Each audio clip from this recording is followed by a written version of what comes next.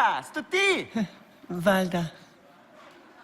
Moram priznati, da nisem bila čisto prepričana, ampak zdaj pravim samo Photoshop bravo.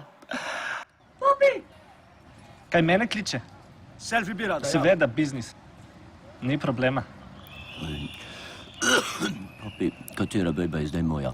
Tako ko zmeram. Alora, punce, gremo. No, jaz imam blondo, ti imaš črno, okej? A ne bi enkrat zamenjala? Ma kaj boš zdaj menjaval pred volitvami? Kjer je ta mal s kvadratno glavo? Prekruzali bomo zdaj skoraj celotno ruralno Slovenijo, zabačeni kraji, kjer ne spremljajo politike, tam bomo tudi z našim izgledom in s tem svetlečim avtobusom pokazali, da smo ta pravi. Na busu imamo celo stranišča, s tem bom ljudi na vasi presenetil. A bo kdo eno potičko? Ne, hvala, ne, z rozinam, ne jem rozin. Boste vi eno potičko?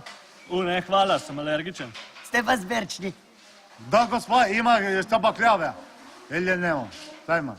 Za nekatere se mi zdi, da jim v prihodnosti ne kaže prav najbolje.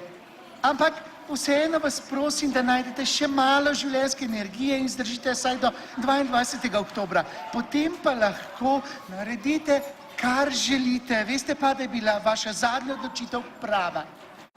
Dobrodošli v mojem štabu. No, ta prostor sem opremila, okrasila čisto sama.